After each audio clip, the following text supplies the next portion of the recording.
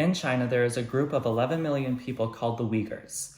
The Uyghurs have been in China and Central Asia for hundreds of years.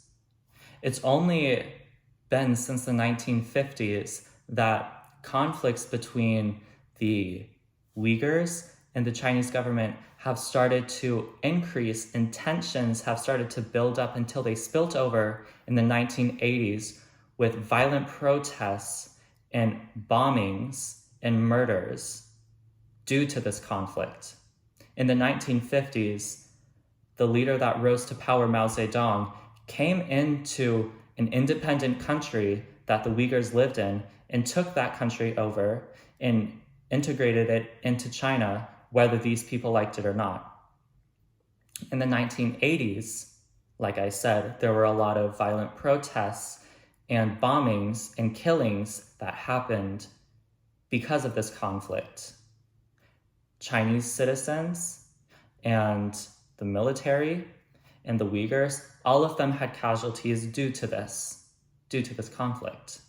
In 1989, to kind of understand how the Chinese government starts to, pave over this issue and propagandize it to fit their narrative, you have to look at Tiananmen Square. One of the most famous videos that came out of it was this man who just stood in the center of the street. He didn't move because he was protesting what was going on at the time. A tank rolled over him and killed him. If you go to China now and you try to talk to anyone about what happened, they'll say, oh, that never happened, or they'll walk away not wanting to talk about it, or you'll have a Chinese policeman come over and say, hey, you can't talk about that, that never happened, when it clearly obviously happened because we have video proof of it happening and documented proof of it happening. The Chinese government likes to glaze over a lot of these issues that happen in their countries so that their people see the government as this great power, not as this oppressive regime that only cares about power and money. In 2003, the Chinese government started to build these concentration camps and brand them as re-education programs and poverty elimination acts to sort of integrate these Uyghur Muslims into the Chinese population. But if we look at history, that wasn't going to happen without a lot of resistance from the Uyghurs. There are 11 million of them living in China right now, and over 1 million of them currently are in these concentration camps. In these concentration camps, women and men, children, are being raped, sodomized, they're being sterilized, they're being murdered, and they're being tortured, they're being dehumanized, living in horrible conditions. But the Chinese government claims they're just re-educating them so that they can be reintegrated into society as more peaceful people. They used what happened in 9/11 and what happened in the 80s to brand these people as radical extremists, domestic terrorists. They're using this to drive a wedge between the majority Chinese population, the Han Chinese, and the Uyghurs. They're using fear-mongering, essentially, to make the Chinese people fear the Uyghurs. These concentration camps, if you look at satellite pictures, if you look at ground pictures that have been snuck out, you'll see these razor wire, electrical fencing, guard posts, armed military patrolling the outside of these camps. If these are re-education programs, then why do you have all of that? If these are re-education programs and poverty eliminating acts, why are these people being sodomized, raped, sterilized, tortured? Why is that happening if they're just being re-educated as they claim? Well, the Chinese government isn't obviously going to say what they're doing because they know exactly what will happen to them if they admit what they're doing. With social media being so accessible to anyone across the world, we can spread this information of what is happening in China against the Uyghurs to anyone across the world to bring more attention to it.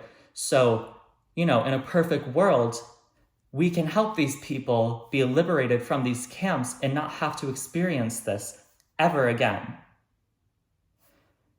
We've seen it so many times throughout history. We have the Armenian genocide.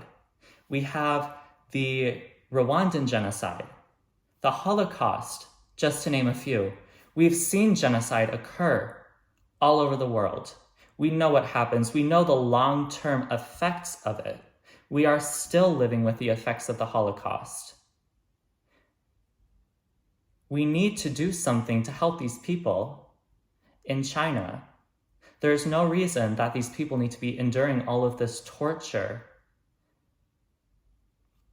because of their religion. What trumps their ethnicity, it's the religion. China doesn't like that. They don't like Islam. They don't like the fact that these people, the majority of them, are Muslim. They've branded them as domestic terrorists because of that religion and what they've seen happen across the world from real terrorist organizations, and using that to turn into propaganda to to make their citizens view these Uyghurs as they do. The fact of the matter is that what China's saying they're doing to these Uyghurs is the complete opposite. It is the absolute opposite of what is going on. We need to help these people get justice for that. If we can't help them get justice, let's at least help them get out of these camps. Let's help them get out of this oppressive regime. We need to help these people. We need to help these people. One reason that the US government isn't really doing anything about it is because our economy is too tied up with them. Our leaders think that our economy is more important than the lives of 11 million people. That's the same amount of people that were killed in the Holocaust. 11 million Uyghurs living in China, their lives aren't more important than our economy.